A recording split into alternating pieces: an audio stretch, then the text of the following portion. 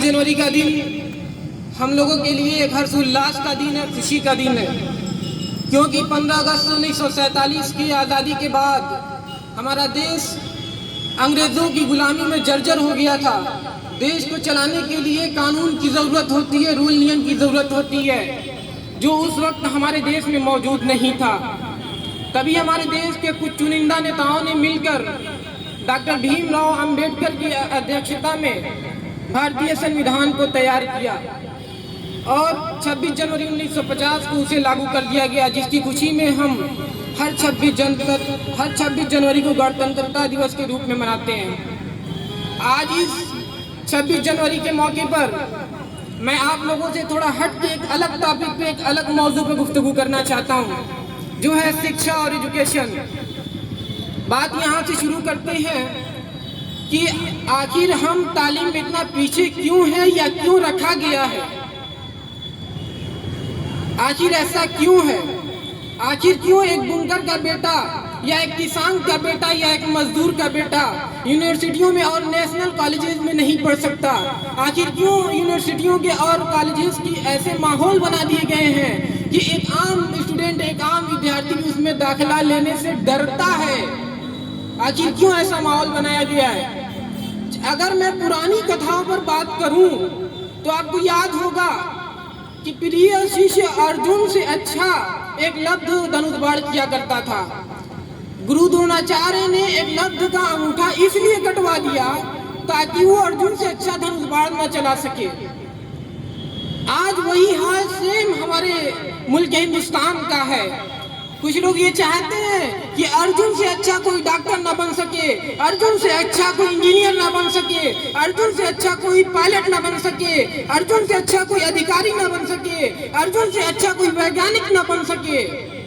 इसलिए यूनिवर्सिटियों और कॉलेजेस का वो माहौल बनाया जा रहा है जहां आज के इस दौर में माँ बाप अपने बच्चों को भेजते हुए डरते हैं और वहाँ की फीस को भी बढ़ा दिया जा रहा है ताकि गरीब तबके के बच्चे 50%, मैं ये दावे के साथ कहता हूँ कि 50% लड़के सिर्फ इसलिए नहीं हायर एजुकेशन प्राप्त कर पाते कि वहाँ की इतनी ज़्यादा फीस है।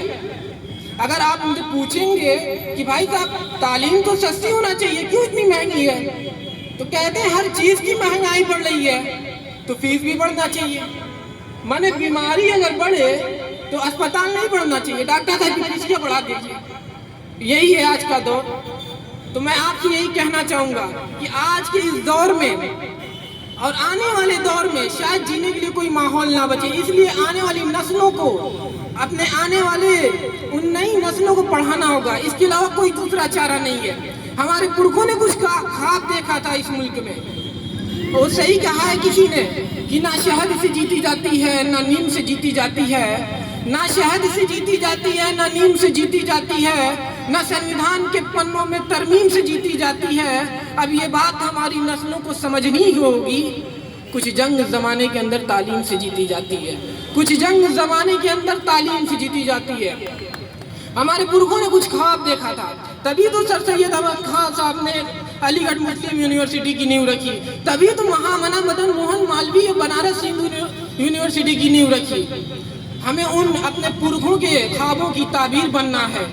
आज के इन युवाओं को उस लायक बनाना है कि वो आने वाली नस्लों के लिए ऐसा माहौल है जो सर उठाकर जी सके। और मैं समझता हूँ कि तालीम के अलावा कोई दूसरा चारा नहीं होगा। हमको वक्त के मंसूबों को समझना पड़ेगा, वक्त की इस चालाकी को समझना पड़ेगा, वक्त की रफ्तार को समझना पड़ेगा। क्योंकि जिन अंग्रेजों की हुकूमत में कभी सूरज नहीं डूबा करता था, उन अंग्रेजों ने वक्त की अहमियत को नहीं समझा, वक्त की रफ्तार को नहीं समझा। वक्त ने ऐसा पासा पलटा कि उनके राजाओं के कपड़े आज बैंड बाजे वाले पहनते हैं। तो हमें वक्त की अहमियत को भी समझना पड़ेगा, वक्त से पहले हमें जागरूक होना पड़ेगा। आज इस महंगाई के दौर में हमें एक रोटी कम खाकर अपने आने वाली नस्लों को, अपने बच्चों को पढ़ाना तो पड़ेगा, अपने बच्चों को पढ़ाना तो पड़ेगा। मैं एक बात बड़ी जिम्मेदारी के साथ कहता हूँ, यहाँ पे सोशल मीडिया के लोग भी बहुत सारे मौजूद होंगे। मेरी ये बात उन फासिस्ट ताकतों तक पहुँचे कि एक विद्यार्थी ये बोल रहा है, कि स्टूडेंट ये बोल रहा है कि अभी आज़ादी को 1 सदी भी नहीं गुजरी, अभी तकरीबन 73 या 74 साल हुए आज़ादी को। आज हमने आज़ादी को एक सदी भी नहीं गुजरी और ऐसा हमें महसूस हो रहा है, ऐसा मुझे लगता है कि आज़ादी के पहले वाले दिन फिर दोहराए जा रहे हैं। इसलिए हमें जागरूक होना पड़ेगा। हमको मक्तल से बहरहाल गुजरना होगा, हमको मक्तल से बहरहाल गुजरना होगा। बच गए